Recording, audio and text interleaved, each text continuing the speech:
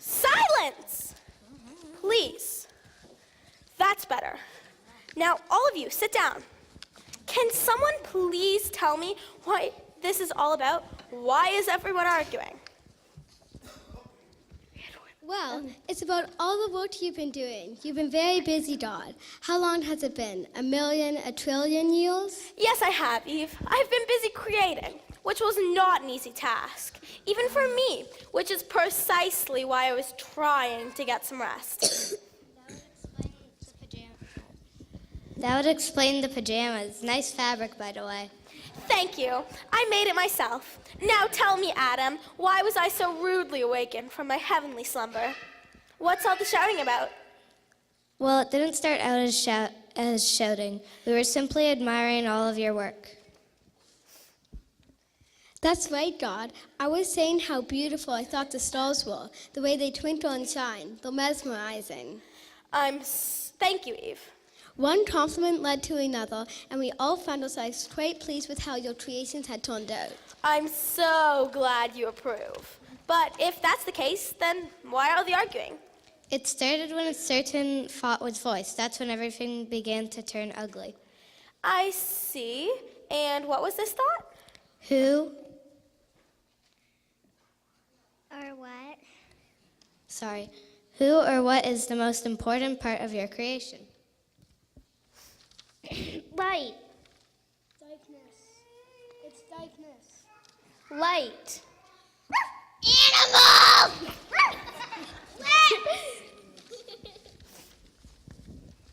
Here we go again. Enough.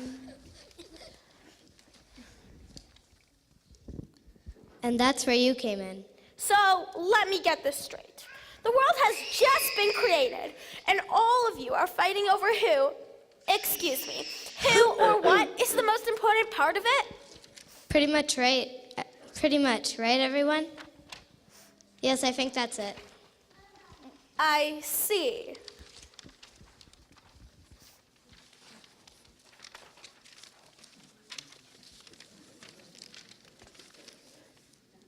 If I may, Your Holiness, may I address you as Your Holiness?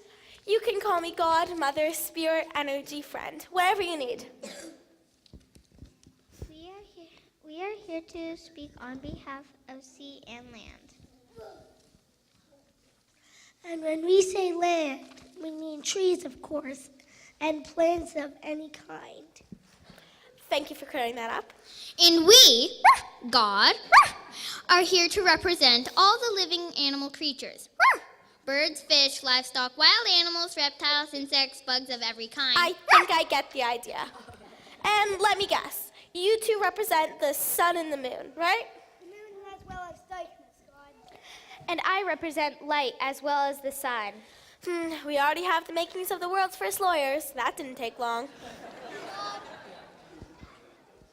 God, what's a lawyer? You'll find out soon enough.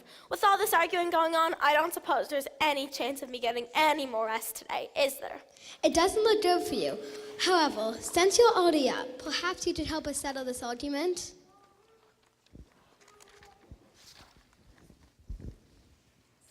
Yeah, that way we'll know once and for all who or what is the most important part of creation. Then we can stop arguing and you can get back to your rest. Since it seems this is the only way I'll have any peace today, I'll do it. Have a seat and I'll hear you out. Sun, you start. This will be good. On behalf of the sun, that's me, and light, we feel we are the most important part of creation because we were created first. That's not entirely true. All right, maybe technically. But what we do know, however, is that the first thing you said was, "Let there be light," which proves my point. Light is the most important thing of all. I beg to differ. Darkness was here before light. Nobody created it. It just was. Therefore, darkness is superior. I don't think so. If darkness was so great, light wouldn't have been needed in the first place. But without darkness, there could be no light. But without light, God couldn't have seen what she was doing when she finished creating everything else. I believe me and my my friends are the most important. If it wasn't for the separation of land, sea, everything else would have drowned. You can't drown light. You can't drown darkness either. Oh, yeah? Well, if darkness is so great, then why did God make the sun, which gives off light? The moon gives off light too, you know. No, it doesn't. Actually, the moon only reflects light from the sun, which means no matter how you look at it, you'll never outshine me, because you just ain't that bright. It's not true, is it? I'm afraid she's right. But without my gravitational pull. What's that? The moon's gravitational pull is like a big magnet. Without me, the Earth would spin out of orbit and out of control. So while I may not be all that bright, You said it, not me. maybe so, but I'm the only thing holding this planet together. Moon does make a good point. So he helps hold the world in place. Big deal. Without me and my friends, the world would be boring. We're the ones who make it fun and interesting. That's more important than some big magnet. But without plants like me, creatures like you wouldn't be able to breathe. Trees give out oxygen, which you need to survive. That's important. You can't see air. You can't pet the air or take it for a walk or cuddle up with it at night. But without trees, you have no air. But at least God was creative when she made us. We're all different colors, shapes, sizes, textures. So are plants, fruits, and vegetables. Ever seen a pineapple, a flower? Those things are unusual. Very creative, I must say. Thank you. Please, that's nothing. Have you ever seen a platypus or a porcupine, or how about an anteater? You don't get any more creative and interesting than that. Oh, yeah? Well, if it wasn't for us, you have nothing to eat. Okay, I wasn't going to get into this, but since you brought it up, I feel I have to say it. I hate to burst any bubbles here, but I believe I am God's most important creation. Who does this guy think he is? I'll tell you who I am. I'm very important here. Sun, you shine during the day to keep me warm, and moon, you shine at the night so I can still see in the darkness. And you both help me keep track of the days. But you can't even bear any fruit. That doesn't sound very important to me. Yeah. You're right, tree. I can't produce fruit. Oh, yeah? But have you ever asked yourself why you bear fruit? You said it yourself a minute ago. It's for me. You work for me. Without me, you have no reason to exist. Huh? And you too, little doggy. You were made for me to play with and enjoy. Without me, you wouldn't have a best friend. Stop, stop, stop. What if I told you you were all created at the same time? In a big bang, fire, oxygen came together to create you. Really? Maybe this creation was created over thousands of years ago. Maybe dinosaurs were the superior creature. Whoa, that's impressive. You called that impressive? Nobody's more impressive than me. Don't start, son. What's the matter, Moon? Can't take the heat? Afraid of a little competition? What competition? You're just a big ball of gas. What are you laughing at? Without me, you'd never grow. Here we go again. You're so special. I am. Silence! Sit! All of you. I don't believe what I'm hearing. Over time, I have put a great deal of thought and effort into creating each of you. And instead of getting along and admiring the unique qualities of each other, you're fighting over who and what is the most important part of creation. You are all important to me. I created all of you to exist together and to depend on each other. Not one of you could survive here without the other. Not even me? Not even you, son. Moon was right when he said, without darkness, there could be no light. Yes! That's the real beauty of this plan. Don't you see? You are all important. You are all superior. Not to each other, but simply because I made you and I love you. It doesn't matter when or how you were created. But why did you make light first? I had to start somewhere. Why not make me first? You like sun better? No, I love you all the same. But you made the humans last, so aren't they least important? Watch it, full ball. You're all missing the point. It's not about who I like better or what I created first. You all need each other in order to exist and survive. Okay, let's say you're putting together a puzzle. What piece do you start with? Some start with the edges, some start in the middle, and some start with an area of color. So which way is right? They all are, because it doesn't matter where you start or where you end. No matter how you do it, you're gonna create the same picture. And it's the whole picture that is important, right? Right. Each individual piece fits together with another to create the entire picture. No piece is more important than the other. It doesn't matter when it's created or how long it takes. And even without one piece, the puzzle isn't complete? Now you're catching on.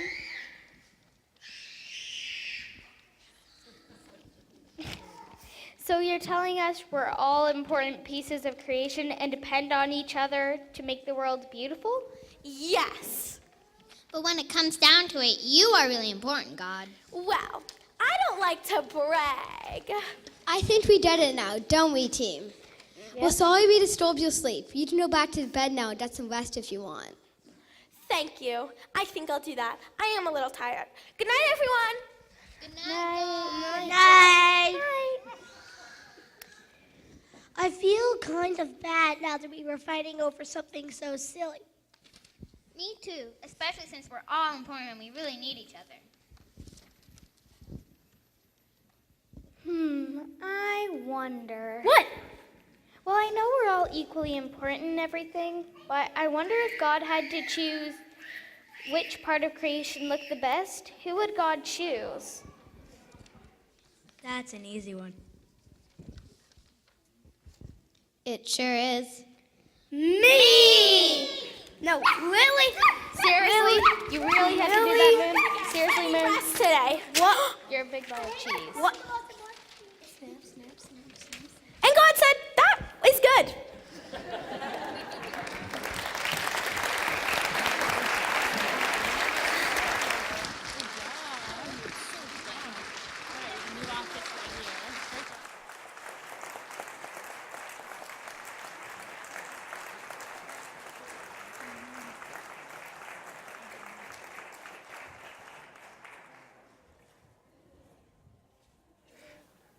That was awesome. Thank you, everyone.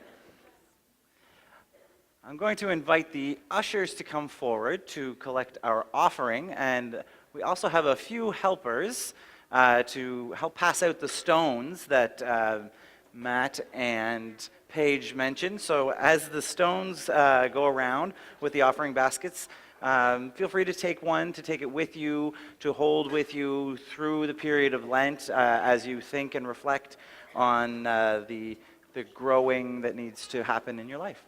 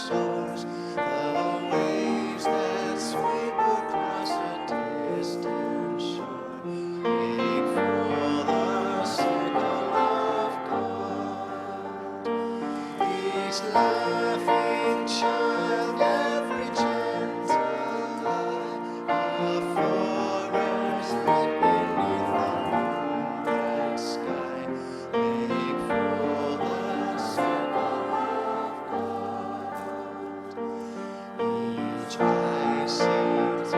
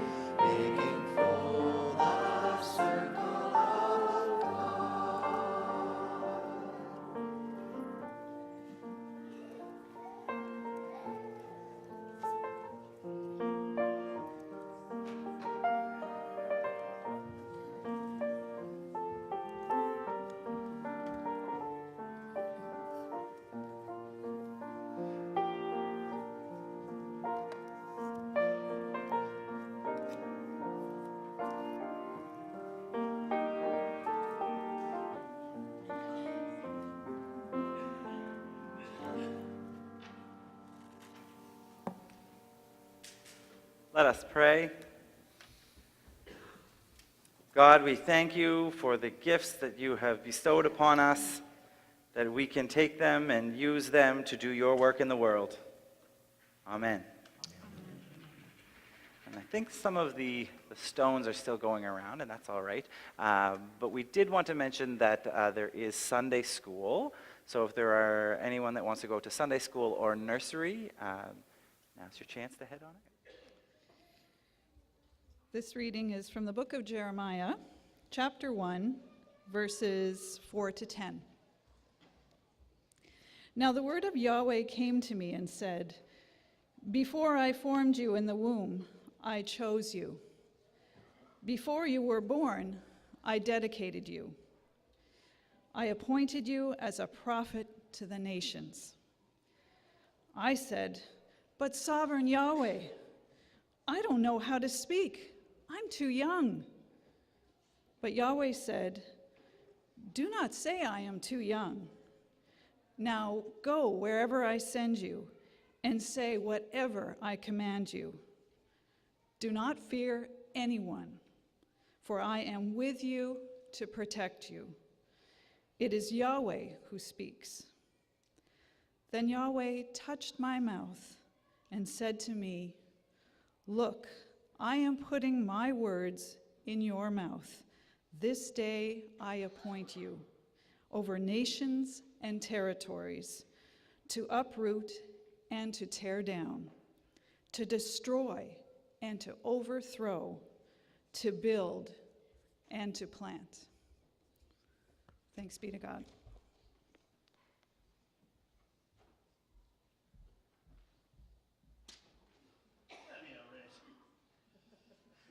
Friends, it's so good to see all of you here today. Even as you spring forward with 1 hour less sleep, you all turned out.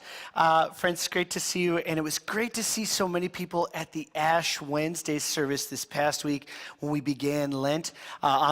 Paige and Rick put that service together, and we got so many emails from people saying, "Oh, that was the most meaningful service I have been to in so long. Thank you, thank you."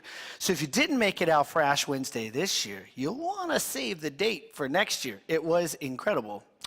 And you know, when we gathered together for that service on Ash Wednesday, we asked ourselves a question. All of us asked, what does Lent mean to you? What does Lent mean to you these 5 weeks before we get to the Holy Week that culminates in Easter morning, right? This journey we're all on. And lots of times, people talk about Lent as being a time of stopping something or giving something up. Who has done the ubiquitous give up chocolate for Lent? Come on, be honest. Or you've talked about it. Best question I ever asked my kids in one of my churches was, you know what your family like? Is anybody giving anything up for Lent? And this 11-year-old girl pipes up, stands up in front of the whole congregation and looks at her mom, who is sitting about right here, and says, "My mommy is giving up wine for Lent." I mean, ever see the color drain from someone's face? It was that moment, right? I wonder how that would change our spiritual orientation if we gave up wine for Lent. I wonder what that would do. But for me, Lent has never really been about giving things up. It's been about taking an opportunity to reclaim a spiritual orientation of creation. Now, that's a mouthful. What do I mean by that? Jeremiah gives us a great story today that is so important. When we hear the word creation, I bet you most of you can recite the first 3 words of the Bible, which are in the beginning, right? And we all know the story about the apples and the oranges and the tree and the garden and yeah, right? But Jeremiah gives us a different way to imagine creation. It's not just about a mythical or a literal telling of how everything came to be. Jeremiah really speaks to creation as a spiritual orientation for how we make decisions as individuals, who am I becoming, and as we make decisions as a community. What are we becoming together? And the way we talk about creation in a new creed in the United Church is we say God has created and is creating. And we say in life, in death, in life beyond death, God is with us. We are not alone. Thanks be to God, right? When Jen started that reading with Jeremiah, I love the part of Jeremiah's story. He's going to be a prophet. God comes to Jeremiah and says, I call you, right, to challenge nations, to challenge kings. What I'm seeing in the world is not sustainable. The way people are living together is unjust. They're going to destroy each other. It's time that this needs to turn around, and I need you to lead them. And Jeremiah says, I'm a child. No one listens to children, right? My voice is not big enough to speak to kings, right? And I love God's response in the beginning of Jeremiah's life, right? My translation of this story is God basically says to Jeremiah, I don't discriminate, right? On International Women's Day, oh, that the world would have heard God say that. I don't discriminate, says God, even you. You can do this. I'll put my words in your mouth. That's the beginning of Jeremiah's life. And as soon as Jeremiah gets into life, we hear death, right? In life, in death. We hear God say, Jeremiah, if you do this, you're going to have to uproot. You're going to have to tear things down, right?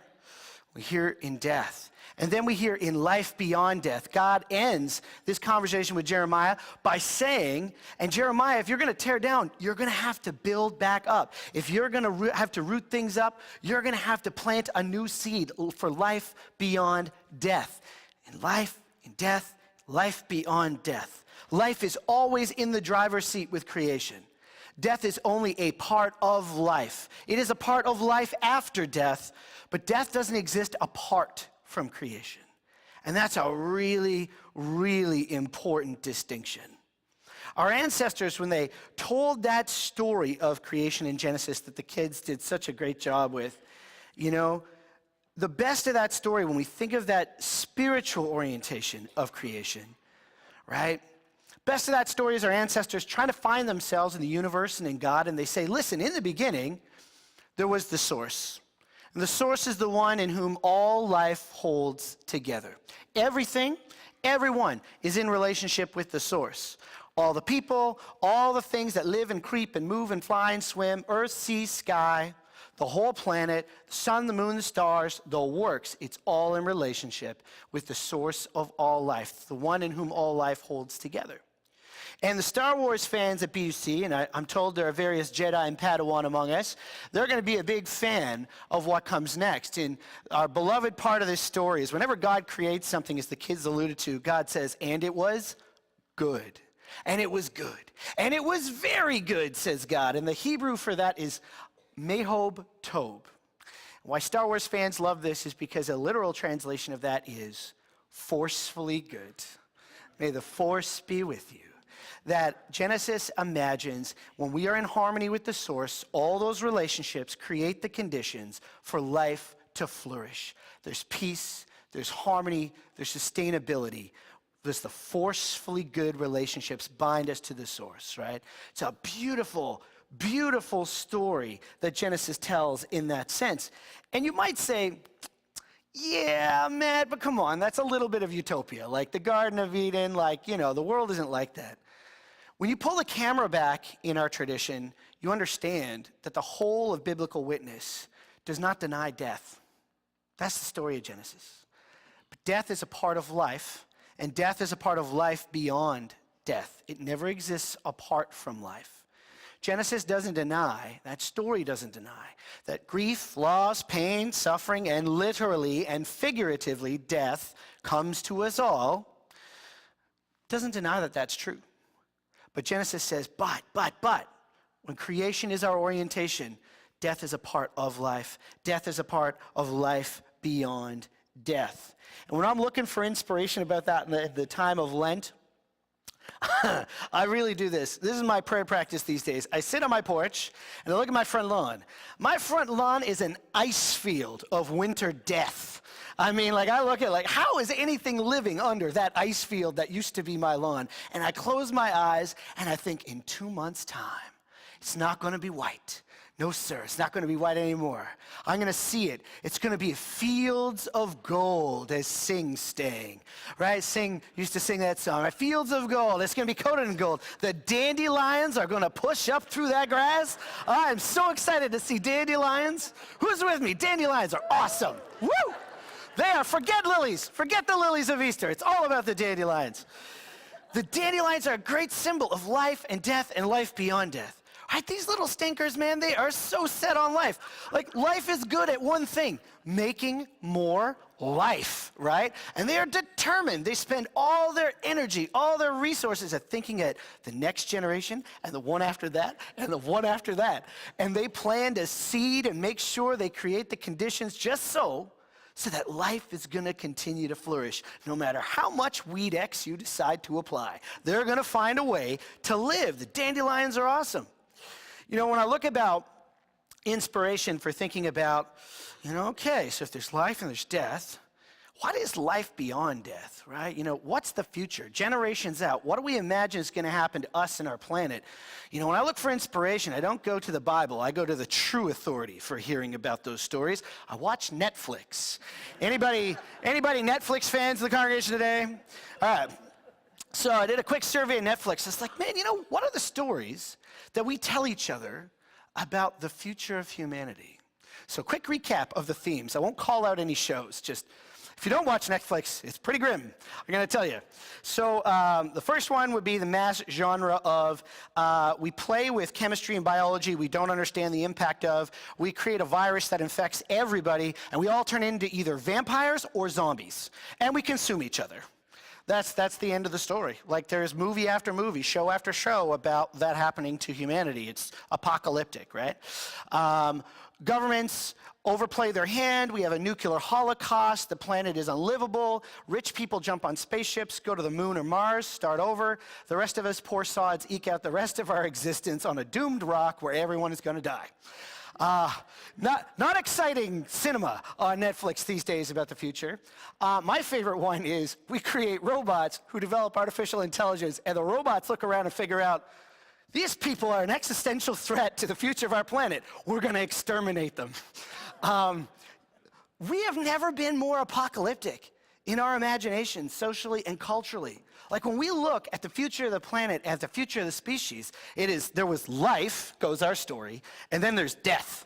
And that's it, right? Like, all of those stories are just about death, death, death. Like, never before is the narrative of Easter and an orientation of creation been so important for people to hear.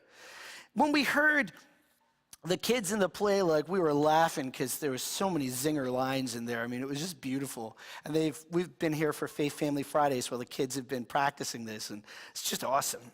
It's easy for us to hear their telling of the story and to basically say, oh, that was really funny. It's really good. I laughed, I came, I cried, I laughed, I hurled, as we say in Wayne's World, and it was all good. But it's actually deeply provocative what they were saying, right? So when they take their camera to what happens after Genesis 1 and 2, what's the picture? The picture is a creation at war with itself. The picture is a creation in total chaos, where every part of creation sees itself as an individual at the center of the universe. No longer the source at the center of the universe, but the individual. Me, myself, and I.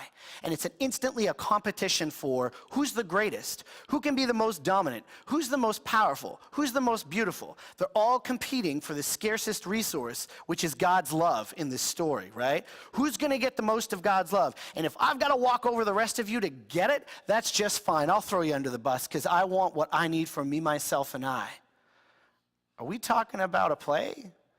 Or are we talking about Earth in 2019? In how individuals and governments and nations make decisions, right? When we put the individual at the center of creation, our ancestors were telling us in Genesis, it is a recipe for mutually assured destruction, right? If we only make decisions about how fast can I get what I want regardless of the cost, we're in big trouble. There's no way around it. Remember this about the book of Genesis. We obsess a lot about, like, apples and oranges, I like to say, in a tree, in a garden, and yada, yada, yada. Geez. There's more to the story than that. When you pull the camera back, you realize in Genesis, we go from mehob tob, forcefully good, peace, sustainability, generations of life, right? There's always a future in sight. Chapter 1. Chapter 10, we've started the first wars in the book of Genesis. We've introduced greed, dominance, competition for resources, anger, murder, you name it, it's all at play. All those relationships that bound everything to the source are being threatened and challenged, left, right, and center. There's a philosopher by the name of Lydia Patton who is from Virginia Tech. She wrote a really interesting piece. And she said, this UN climate change report has got everyone freaked out, right? That they're saying in 12 years, the trend is irrevocable, like of the damage we're doing to each other and to the planet. Like we have got to get down to business. And what Lydia was arguing was, she said, the problem with that is that we put fear at the center of how we meet that challenge of climate. And we start using metaphors that are really unhelpful. We are going to fight climate change. We're going to fight each other. Activists are going to fight big oil, right? The climate change deniers are going to fight the climate change believers. We're all going to fight. We're at war. She said in her piece, pretty sure war is the reason we are where we are with climate today. Is that really a helpful way for us to be thinking about how we live in relationship? Isn't evolution and adaptation what we need to be thinking about, that all of us are on this planet together? And she plays out her argument. She says, if you do that, if you put that at the center of how you're going to make decisions, she says, what's going to happen? The climate change happens. There's less water, there's less oil, there's less food, there's less money. So populations in countries that are hit hardest by those things are going to look to countries like Canada that have an abundance of natural resources and say, we need to migrate there. They've got what we need. And nations like Canada, who are rich in natural resources, are going, whoa, you can't come here. We can only support so many people. We got to look after our own. So what are we going to do? We'll build a wall. We'll build a military. We'll go to war. Right? We're watching that happen play out in our world today. Right? That was her point. Like, you cannot do that. And I think about how when you place the individual at the center, I do this myself all the time. So the other day, Isabel asked for apple juice, right? So we grabbed the apple juice box, right? I grew up with the apple juice box. And I take the straw and I put it in and I give it to her. And I don't think twice about it. And then the other day, I sat down while she was drinking the apple juice and I went, that straw is going to outlive me and her. One straw doesn't probably make a big difference. Billions of people drinking billions of containers of apple juice with billions of straws means we kill the fish in the ocean. Means we have plastic for generations that is not going anywhere. Means we have shorelines filled with plastic, right? We can put a human being on the moon, and you're telling me we can't find a new way to drink apple juice? Come on. A friend of mine at BUC sat me down one day. We were talking about this theme, and he put it so well. He said, Matt, I live like 15 minutes from my work. And when I'm tired, I don't want to walk, or if it's a rainy day, it's disgusting outside, I'm going to drive to work. Don't tell me that affects climate change. Come on. And then he stopped and he thought about it and he said, but the other day I realized that's me thinking of me as the center of everything. What happens when it's billions of people who live 15 minutes from work, who are doing this billions of times a day over every single year? And he stopped and he went, how can we say that's not going to affect my health and yours and the planet that our kids are going to inherit, right? It's not sustainable. It's just not sustainable to put the individual at the center of creation. When we think about that metaphor that Jeremiah gave us, there's life, there's death, there's life after death. Creation is about asking what needs to be torn down, what needs to be uprooted, and what do we need to build, what do we need to plant, what needs to go, and what needs to grow. Then we look at Jesus way different. Right? We stop looking at Jesus as a story about sin and redemption and guilt and all of that stuff, and you start to see Jesus' ministry in a very different way.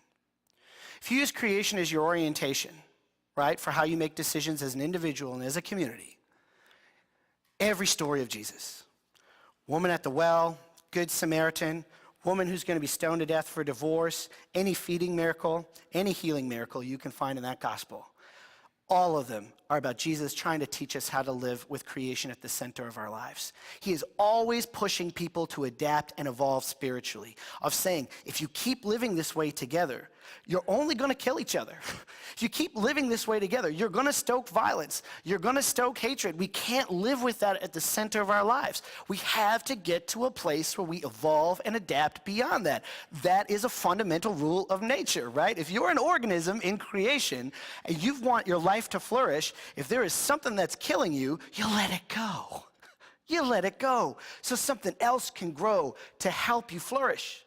I mean, I think about study today in CBC. They were saying a nonprofit group has said a third of church buildings in Canada will be gone. Imagine if the church had learned evolution sooner, right? What kind of world will we be in, right? We think about International Women's Day around the world and we think, gosh, if only we could have adapted and evolved sooner around gender roles. How might the world be different today? That lens will change how you look at Jesus, how you look at the Easter story. And if you're thinking about practical examples, my first church was in Cape Breton, and I got to see the beginnings and much of the early part of the process of reclaiming the tar ponds. You know, that was incredible to watch. Both the devastation the tar ponds had caused, the cancer rates that are going to affect generations, the irreparable, in some ways, harm that we've done because of industry, but also the political and the spiritual will to try and reclaim it, to do something about it, which was no easy task. You know, and if we can try and reclaim the tar ponds, then we can also make decisions that say, you know what, it's just not a good idea to make more tar ponds. Like, we're not going to do that anymore, right? There's hope there. I think about pastorally, a mother I knew who lost a teenage son in a car accident. I remember seeing her the next day, and I remember the cry that came from her mouth and saying, that's being in the belly of the bottom of the beast of death. Like, there is no life after this. This is over. And I was just going, I don't know how there's going to be life after this. And that mother, who I still know today, laughs, she smiles, and she talks about her future. Like Jesus, she carries the scars of her grief and of her loss. That didn't go anywhere. That's literally a part of every day that she lives. But the difference for her is that her life didn't end with that death. That death does not govern whether there's going to be life or not. That death is a part of her life, and it's going to be a part of her life after death. That's where she is with her grief. That's the power of creation. When I think about the apology that was made by the federal government to Inuit people in our north. Like, parents in the room, can you imagine that today? Your kid is sick, so the government is going to take them, bring them to another part of the country where you don't know what they're going to do with them, and they're going to die in many cases, and no one's going to tell you where they're buried because they're going to be buried in unmarked graves, and because the federal government really does want you to leave the north. When you put the individual at the center of creation, it's mutually assured destruction every time. When I watched that apology get made, if you saw the images, the elders, the tears that ran down their face, I went, that's Easter right there. That's creation at work right there. That's life beyond death of those people saying they lived not only all that time carrying that pain about children that they have never been able to bury, but they could imagine a future that's worth living in Canada together as Canadians. That right there is new life, is resurrection, is life beyond death. There is such power in the story and the orientation of creation if we hold it at the center of how we live and move in the world. And Jesus, when he answered the question, what are we going to become together, he imagined us as the answer. Church, an intentional community of healing and wholeness for any relationship that was broken with the source. That was the mission of the church. So as we live and move through these 40 days and nights, let's hold those questions up with those stones. Who am I becoming? And what are we becoming together? Because we're all becoming. The question is who and what. And let's remember that hallelujah chorus. That for us, our story is that in life, in death, in life beyond death, God is with us all the time. And we are not alone. All the people said, amen. In honor of International Women's Day, just the women of our choir will share their voices on this anthem. May it be a time of peace and contemplation on our theme today.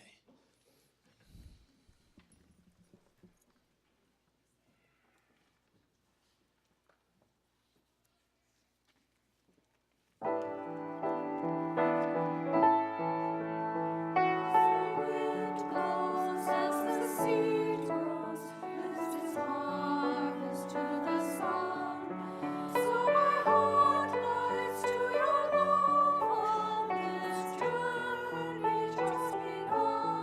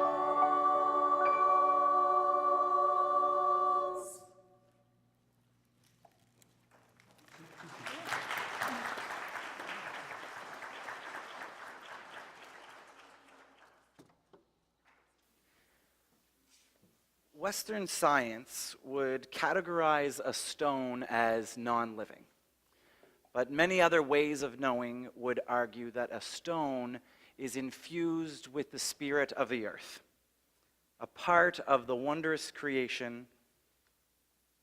Let us join in reflection, in wonder, and in prayer.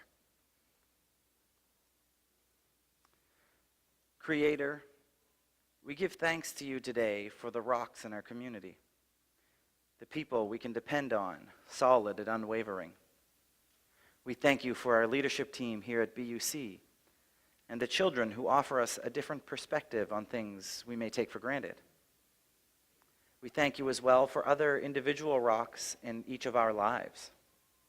We hold their names in our hearts now so that you may hear them clearly.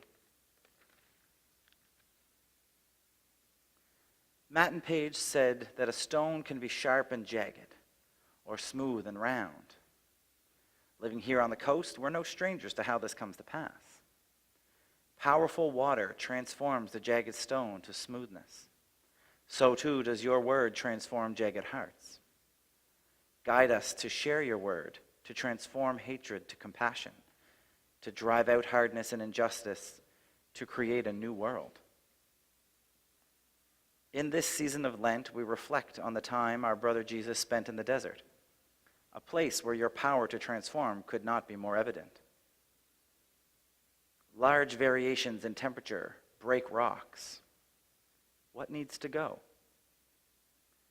When water does fall in the desert, the hot rocks burst. What needs to go? Those fragments are strewn about, but the seeming destruction leads to further transformation. What needs to grow? The fragments and grains of sand move on the wind, smoothing the roughest of surfaces. What needs to grow? The desert of transformation changes us, but also makes us agents of change. During this Lenten season, help us recognize the things we need to give up in order for us to grow in these 40 days and beyond. Amen.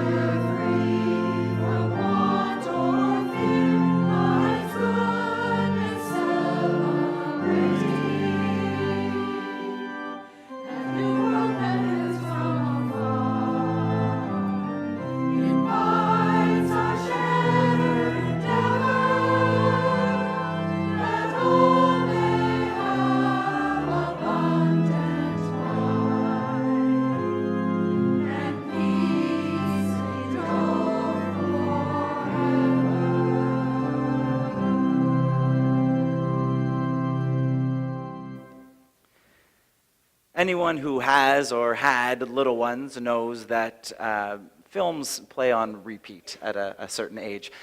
So I've actually watched The Lorax 3 times in the last 4 days. So it inspired a little bit of what I wanted to say in closing, but actually lined up really well with the sermon today. So one of the last songs is called Let It Grow. So I paraphrased a few sentences from there. Let it grow, like it did so long ago. You can't reap what you can't sow. Let the love inside you show. I say, let it grow. Amen.